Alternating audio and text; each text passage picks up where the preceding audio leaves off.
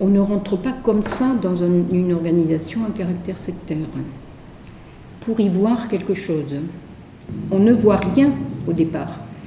Vous êtes allé mercredi après-midi entre 18h et 20h avec la musique et tout. Ils sont gentils, ils sont si gentils.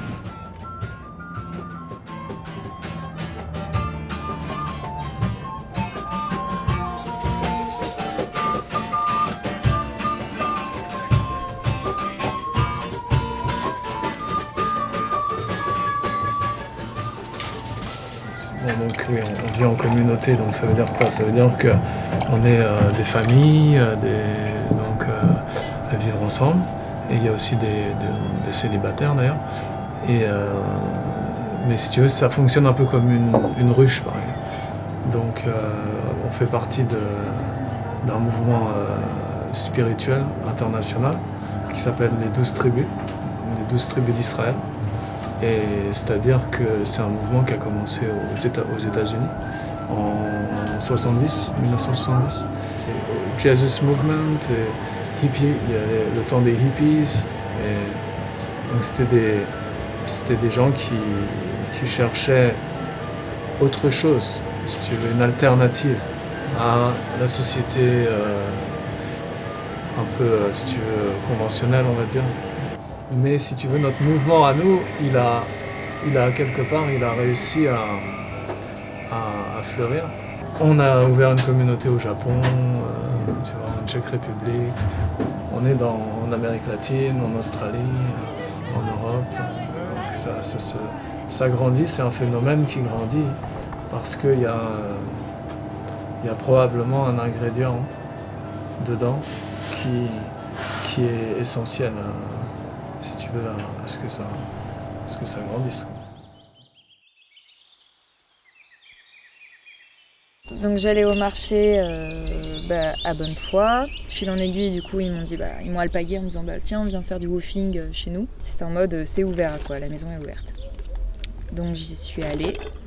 Et on a fait du covoiturage avec mon pote. C'était marrant parce que ça faisait 1 an qu'on s'était pas vus quand même. Et donc les retrouvailles ont été assez particulières. Et là, ils nous ont pris dans leur camion. On est allé jusque dans leur village, au château après. Et en fin de compte, c'est dans le camion que j'ai appris que c'était les 12 tribus d'Israël. Donc voilà, on se dit bon, ça a pas l'air bien méchant. De toute façon, on est déjà en route. On verra bien ce qui se passe. Au pire, on part plus tôt. Le recrutement, c'est essentiellement sur les marchés, parce que c'est là où ils sont en contact avec le public. Il y a ceux qui sont des professionnels du prosélytisme, et n'importe qui de la communauté ne s'adresse pas à n'importe qui comme population. Et en fin de compte, on était hyper bien accueillis. Mais ils savaient nos prénoms tous, quoi. Bienvenue Clara, super, on attendait ta visite avec impatience. Enfin, moi, ça m'a fait flipper dès le début. Et donc, ils sont entre 80-100 à vivre là-bas. Ils ont donc un château pour vivre. Et l'espace communautaire, c'est un lodge, ils appellent ça. C'est l'endroit où à la fois ils mangent, ils cuisinent et ils prient. J'étais en short, tout le monde a regardé. Aussi. Donc déjà tu te demandes ce qui se passe. Je suis venue avec un copain, sexe masculin, et directement on nous a séparés. Donc ça a été allez, tu vas avec ton mentor, toi avec l'autre mentor. Donc j'étais avec une femme âgée et donc une nana m'a posé des questions en même temps qu'elle me faisait la visite, quoi. On travaille tous ensemble, on est un peu comme des abeilles dans une ruche. Tu rentres dedans et t'as pas le temps de te déconnecter et d'être avec toi-même.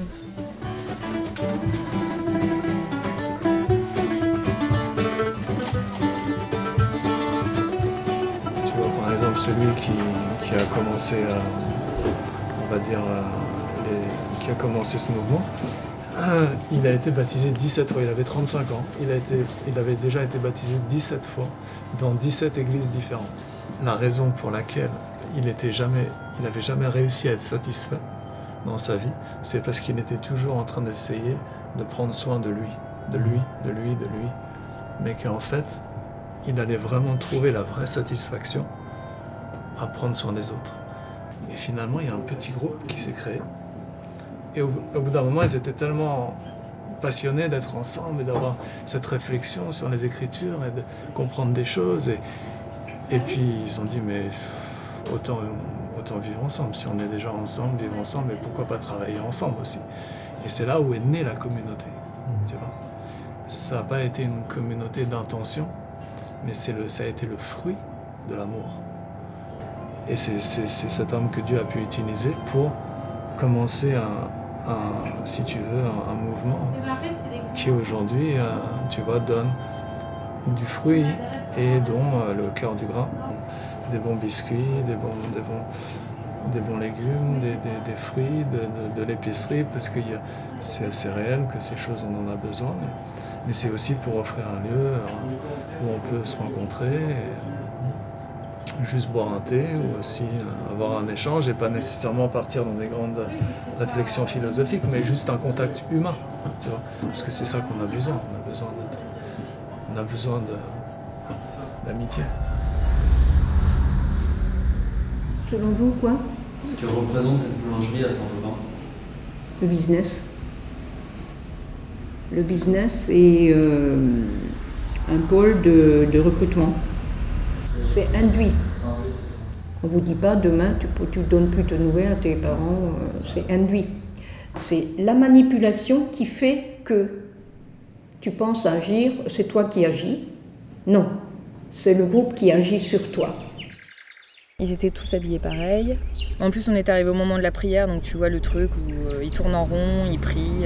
C'est leur rituel pour bercer tout le monde, pour se bercer entre eux. Mais ils disent oui, on fait de la musique aussi. Bon, ils font des chants religieux, hein, c'est pas de la musique. On fait du théâtre, oui, on refait des reproductions de scènes religieuses, super.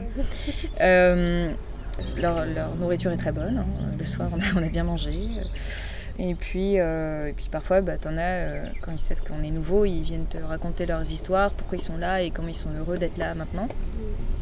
On a eu un discours d'une nana, avec mon mari, ça allait plus du tout, on était en phase de se séparer, on avait les enfants, c'était compliqué. Et puis un jour, je me suis retrouvée à aller dans une forêt, j'ai couru partout, je me suis mise toute nue, j'ai couru, j'ai crié, et c'est là qu'ils m'ont trouvée.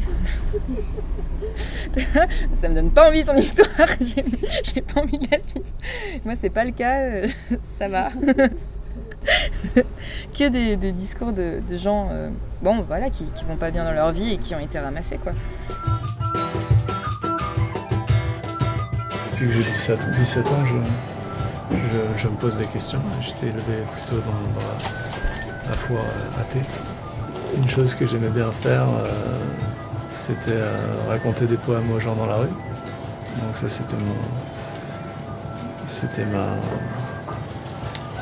c'était ma passion, entre guillemets, on va dire. Donc,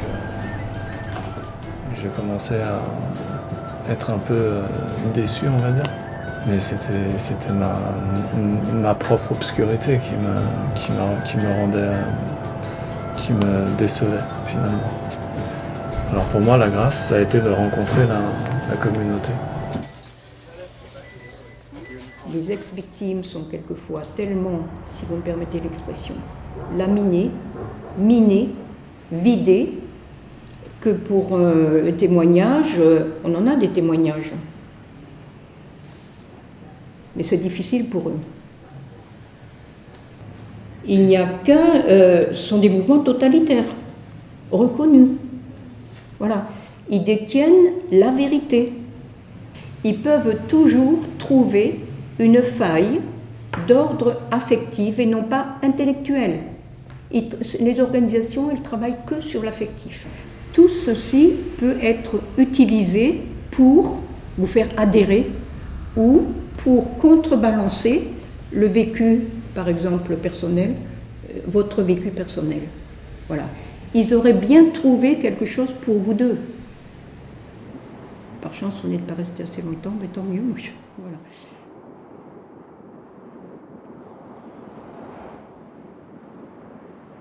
Donc t'es réveillée par les enfants qui chantent dans le couloir pour réveiller tout le monde à 6h du mat'. Ils n'ont pas l'air épanouis du tout.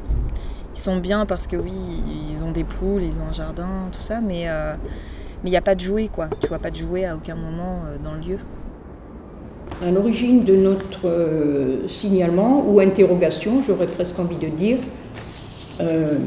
c'était suite à l'émission en Allemagne avec ce journaliste, et où il y a eu à l'époque 40 enfants qui avaient été retirés de l'organisation et l'association a explosé. Et ils sont allés en Tchécoslovaquie. Dès que d'autres enfants de l'extérieur, ça c'est un témoignage, donc c'est important aussi, qu'est-ce qu'ils font les enfants? Ils ont envie de se rencontrer, de jouer ensemble. Ils n'ont pas le droit de jouer avec d'autres enfants. Ils les éloignent. Alors les enfants entre eux, ils ne comprennent pas, quoi. Voilà, mais bon, je veux jouer avec les autres. Ben non, ils les éloignent. Si vous pouviez ne pas continuer à cautionner, parce qu'en fait, ils vous utilisent, ils vous ont utilisé pour vos travaux, parce que vous êtes présenté. Vous êtes étudiant, vous faites un travail sûr. C'est tout ce qu'ils attendent, parce que ça leur sert de tribune, de prosélytisme et de potentiel recrutement. Ils sont ravis. Ils le disent d'ailleurs. Mais ils sont si gentils. Et puis ils nous donnent du pain.